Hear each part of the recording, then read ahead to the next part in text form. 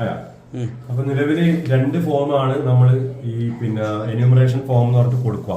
ഇതുപോലെ ഫോട്ടോ പതിച്ച 2 ഫോം ഉണ്ടാവും. ഇതാണ് നമ്മൾ പൂരിപ്പിച്ചിട്ട് BLO കൊടുക്കേണ്ടത്. അതിന് നിങ്ങളെ കൈമേൽ ആദ്യം ഈ മുകളിലത്തെ ഭാഗത്ത് ഇപ്പോഴത്തെ മുകളിലത്തെ ഭാഗത്ത് ഏറ്റവും ടോപ്പിൽ വരുന്നത് താഴെ 2 ഭാഗം ഉണ്ടാവുക.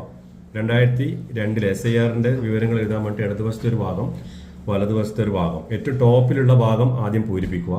അപ്പൊ ജനന തീയതി, ആധാർ നമ്പർ ഓപ്ഷൻ ഉണ്ടെങ്കിൽ മതി, മൊബൈൽ നമ്പർ അതിലുണ്ടാവും നിങ്ങളെ പേര്, പിതാവിന്റെ രക്ഷിതാവിന്റെ പേര്, പിതാവിന്റെ രക്ഷിതാവിന്റെ എപ്പിക് നമ്പർ എന്ന് പറഞ്ഞാൽ നമ്മുടെ ഇലക്ഷൻ ID കാർഡിന്റെ മുകളിലുള്ള ഒരു നമ്പർ ഉണ്ട്, CSE RE എന്നുള്ള മട്ടി, ആ നമ്പർ എഴുതുക. മാതാവിന്റെ പേര്, മാതാവിന്റെ എപ്പിക് നമ്പറും ലഭ്യമെങ്കിൽ, പങ്കാളിയുടെ പേര്, ഭാര്യ ഭർത്താവ്, പങ്കാളിയുടെ എപ്പിക് നമ്പർ ലഭ്യമെങ്കിൽ. അപ്പൊ ഈ ഡീറ്റെയിൽസ് മുകളിൽ എഴുതിയിട്ട് 2002 വോട്ട് ഉള്ളവരാണെങ്കിൽ, 2002 പട്ടികയിൽ വോട്ട് ഉള്ളവരാണെങ്കിൽ ആ ഡീറ്റെയിൽസ് നമ്മളെ ലിങ്കിലൂടെ കണ്ടെത്തിയിട്ടാണ് ഇവിടെ എഴുതേണ്ടത്. കാരണം ഇതേ വ്യക്തിക്ക് ഈ 2002 ആ പട്ടികയിൽ പേരുണ്ടെങ്കിൽ അതിന്റെ ക്രമ നമ്പർ, അതിന്റെ മണ്ഡലത്തിന്റെ, നമ്മൾ തളിപ്പറമ്പ് വേണമെന്നില്ല, ഇപ്പം കണ്ണൂരാണെങ്കിലും പയ്യന്നൂരാണെങ്കിലും ആ മണ്ഡലത്തിലെ സീരിയൽ നമ്പറും ക്രമ നമ്പറും പാർട്ട് നമ്പറും എഴുതാൻ പറയുന്നുണ്ട്. ആ ഡീറ്റെയിൽസ് ആണ് അവിടെ എഴുതേണ്ടത്. അതിലെന്തെങ്കിലും സംശയം ഉണ്ടെങ്കിൽ നമ്മോട് ചോദിച്ചാൽ നമ്മൾ പറഞ്ഞുതരാം.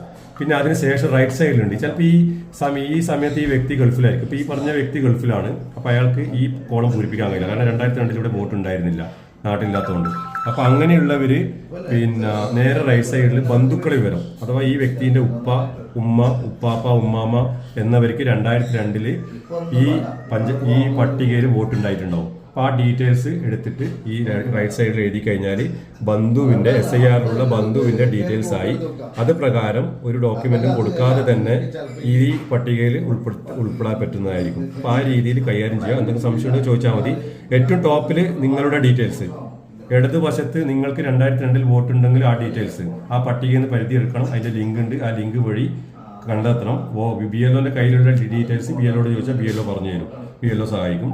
ഈ റൈറ്റ് സൈഡിൽ നമ്മുടെ വലതുവശത്ത് ഈ ഇടതുവശത്ത് ഇല്ലാത്തവർക്ക് ബന്ധുക്കളുടെ ഡീറ്റെയിൽസ് എഴുതാം, ഉള്ളവർക്ക് ബന്ധുക്കളുടെ ഡീറ്റെയിൽസ് എഴുതിയാൽ പ്രശ്നമില്ല. ആ രീതിയിൽ ഇത് പൂരിപ്പിച്ച് ഒപ്പിട്ട് കൊടുക്കുക. ഒരു വീട്ടിലുള്ള ഒരു മുതിർന്ന പൗരന് എല്ലാവരുടെയും ഒപ്പിടിച്ച് വാങ്ങിയിട്ട് കൊടുത്താൽ മതി.